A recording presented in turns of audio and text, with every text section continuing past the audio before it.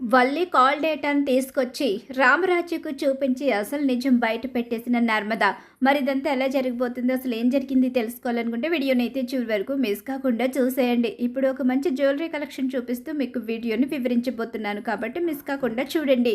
అలాగే మా వీడియోని ఇస్తే లైక్ చేయడం మాత్రం మర్చిపోకండి. ఇక్కడ చూస్తే వల్లి భద్రావతితో ఫోన్ మాట్లాడుతుందని అనుమానం వచ్చి నిలదీస్తే తన ఫోనే పగలగొట్టేసుకుంటుంది వల్లి అయితే. ఇక దాంతో పూర్తిగా నర్మద్కి డౌట్ వస్తుంది. నీ కాల్ డేటా తీసుకొచ్చి నువ్వు ఎవరితో ఫోన్ మాట్లాడావో తెలుసుకుంటానని చెప్పేసి నర్మద అయితే గట్టిగానే వార్నింగ్ ఇస్తుంది. ఈలోగా సాగర్ డబ్బు తీసుకుని రావడం, ఆ డబ్బు ఎక్కడిదని అడిగేసరికి డబ్బు మనదే, నేను సంపాదించింది అని చెప్పేసి ఎలా అయితే నర్మతిని మాయ చేసి ఇక తనకి కొన్ని పూలు తీసుకొచ్చి తనని ఇక మరో రకంగా మాట మార్చేసేలా చేస్తాడు. ఆ విషయాన్ని మర్చిపోయేలా చేస్తాడు సాగర్ అయితే. కానీ సాగర్ మీద అనుమానం వస్తుంది నర్మతికి. సాగర్ ఇంత డబ్బు తీసుకొస్తున్నాడు, ఏమైనా లంచాలు తీసుకుంటున్నాడా ఏంటని చెప్పేసి ఆలోచిస్తూ ఉంటుంది.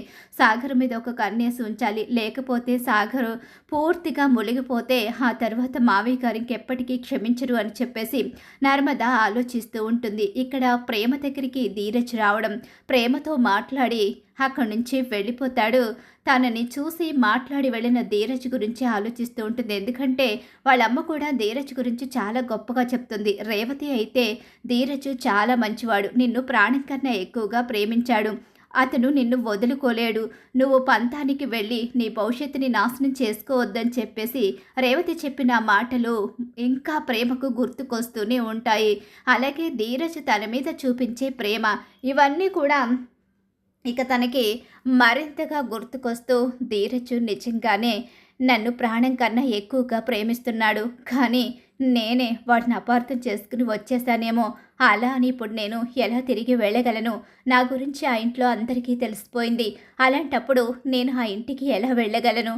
కానీ ఏదో ఒక రోజు ఖచ్చితంగా ఆ ఇంటికి వెళ్ళాల్సిందాన్నే, కానీ ఇప్పుడైతే వెళ్ళలేను అని చెప్పేసి ప్రేమ అనుకుంటూ ఉంటుంది.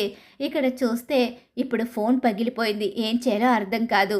ఒక పక్క అక్కడికి వెళ్ళి ఏదైనా విషయం చెప్దాము అంటే నర్మద కనిపెట్టేస్తుందనే భయం. ఇప్పుడు ఫోన్లో డేటా కానీ తీసుకొచ్చిందంటే ఇంకేమనుకున్నా ఏమీ ఉండదు. మొత్తం వల్లి జాతకం మొత్తం బయటపడిపోతుంది. వల్లి ఎలాగైనా సరే అక్కడ భద్రావతిని కలుసుకుని ఫోన్ డేటా అసలు నర్మద చేతికి రాకుండా చెయ్యాలని చెప్పేసి అనుకుంటూ ఉంటుంది. ఈలోగానే వల్లి అటు ఇటు కంగారు పడుతూ తిరుగుతూ ఉంటుంది. ఇక నర్మద వచ్చి, ఏంటక్కాయ్ ఎందుకు అలాగా కాలుగాలిన పిల్లలా తిరిగేస్తున్నావు? ఏమీ లేదు చెల్లాయ్, నా ఫోన్ నువ్వు పోగొట్టేశావు, ఫోన్ లేదు, ఏం చేస్తాను, అందుకని అటు ఇటు తిరుగుతున్నానంతే.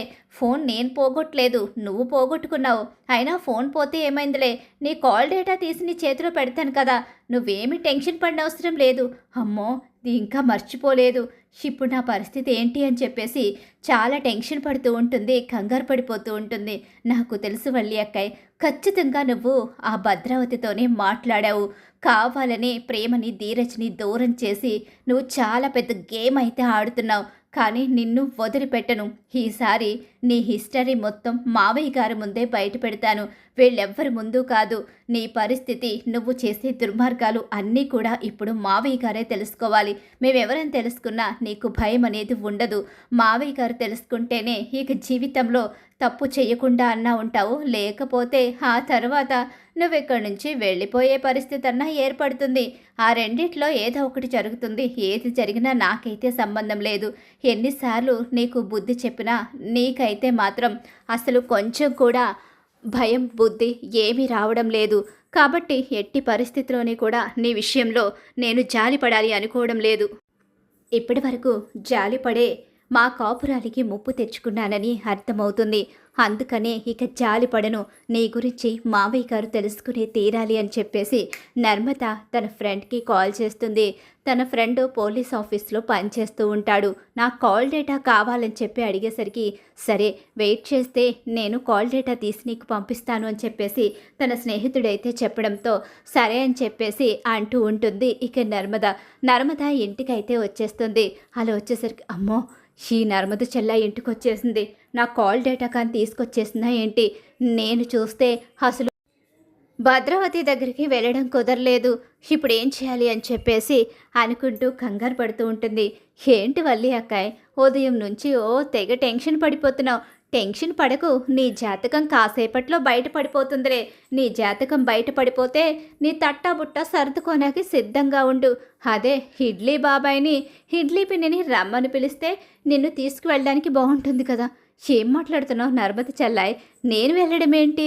అయినా నేనేం చేశానని? నేనేదో అటు ఇటు తిరుగుతున్నాను అంతే. అంతకు మించేమీ లేదు. నాకేం తెలీదు అంటూ లోపలికి వెళ్ళిపోతుంది. లోపలికి వెళ్ళినా సరే తనకి టెన్షన్ అయితే మాత్రం అలానే ఉంటుంది. ఇక చాలా టెన్షన్ పడిపోతుంది వల్లి అయితే. ఈ లోకాన్ని ఫోన్ వస్తుంది.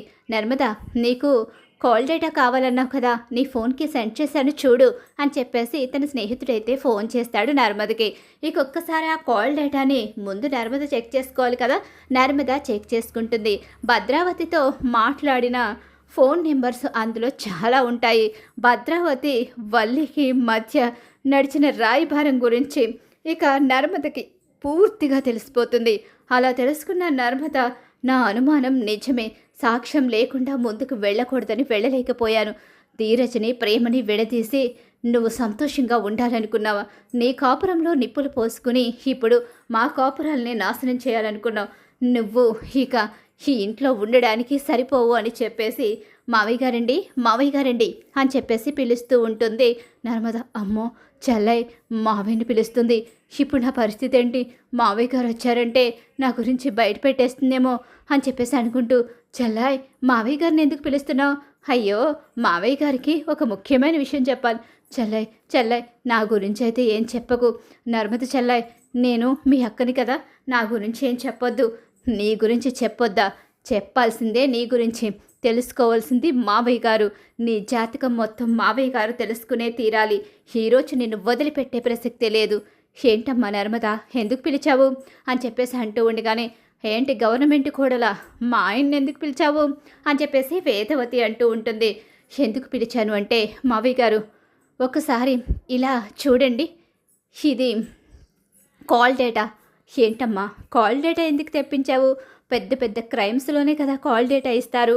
నీకు కాల్ డేటా ఎవరిచ్చారు? పైగా ఎవరిదా కాల్ డేటా అని చెప్పేసి అంటూ ఉండగానే, మీ పెద్ద కోడలు వల్లి కాల్ డేటా తెప్పించాల్సిన అవసరం ఏముంది అని చెప్పేసి అంటుండే. ఒకసారి చూడండి మావయ్య గారు అని చెప్పేసి కాల్ డేటాని చూపిస్తుంది.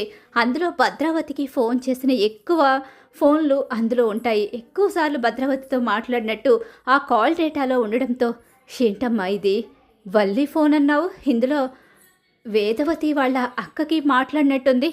ఇదే కదా మావయ్య మీరు తెలుసుకోవాలనుకున్నది. మీకు తెలిసేలా చేయడం కోసమే సాక్ష్యాలు తీసుకొచ్చాను.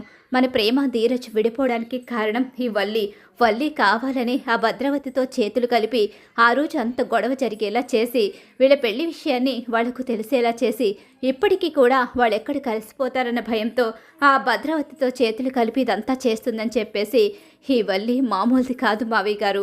మొదటి నుంచి మనల్ని మోసం చేస్తూనే వచ్చింది. వల్లి కుటుంబం అంతా కూడా మోసాలు చేసే కుటుంబం అని చెప్పేసి నర్మద మొత్తం నిధాలన్నీ బయట పెట్టేస్తుంది. అవునండి, ఈ వల్లి ఎప్పటికప్పుడు మన పెద్దోడిని మనల్ని మోసం చేస్తూనే వచ్చింది. ఇప్పటికైనా మారుతుందేమో అనుకున్నాను, కానీ ఇది మరింతగా క్రూరత్వంగా మారిపోయి చివరికి చిన్నోడి జీవితాన్ని నాశనం చేయడానికి చూసింది అంటే దీన్ని క్షమించకూడదు. ఎన్నోసార్లు దీనికి బుద్ధి చెప్పినా సరే దీనికి మాత్రం అసలు ఎలాంటి జ్ఞానం రావడం లేదు. పెద్దోడికి ఏరికోరి మీ చేతుల మీదుగా పెళ్లి చేసి మీరు సెలెక్ట్ చేసిన అమ్మాయి కాబట్టి మీరు ఎక్కడ ఫీల్ అవుతారో అని పెద్దోడు తప్పనిసరి పరిస్థితిలో దీంతో కలిసి ఉంటున్నాడు. కానీ దీన్ని భార్యగా వాడెప్పుడో మర్చిపోయాడని చెప్పేసి మొత్తం నిజాలన్నీ బయట పెట్టేసేసరికి ఒక్కసారే వల్లి చెంప పగలగొడతాడు. చిచి, పెద్ద కోడలివి, అలాగే మంచిదానివి, ఈ ఇంటిని చక్కదిద్దుకుంటావు. నా పెద్ద కొడుకు అమాయకుడు కాబట్టి వాడి జీవితంలో నువ్వు సంతోషాలు నింపుతావు అనుకుంటే వాడిని మోసం చేసి వాడి భవిష్యత్తుతో ఆడుకుంటావా? వాడి కోసం ఎన్నో కలలు కని నిన్ను వాడి జీవితంలోకి తీసుకొస్తే వాడికి చివరికి జీవితమే లేకుండా చేస్తావా? నిన్ను క్షమించే ప్రసక్తే లేదు. నువ్వు ఒక్క క్షణం నా ఇంట్లో కనిపించినా నిన్ను మీ వాళ్లను కలిపి చంపేస్తాను, వెళ్ళిపో బయటికి అని చెప్పేసి వల్లికి ఊహించని షోక్ అయితే ఇస్తాడు రామరాజు. అలా కాల్ డేటా సాక్ష్యంతో వల్లి అయితే అడ్డంగా దొరికిపోబోతుంది. మరి ఖచ్చితంగా రాబోయే కథలో ఇలా అయితే జరిగిపోతుంది. వల్లి నిజస్వరూపం రామరాజు ముందు బయటపడాలని మీరు కోరుకుంటున్నారా? అయితే వీడియోని తప్పకుండా లైక్ చేయండి. అలాగే మా వీడియో కనుక మీకు నచ్చినట్లయితే పక్కనే ఉన్న హైప్ బటన్ మీద క్లిక్ చేసేయండి.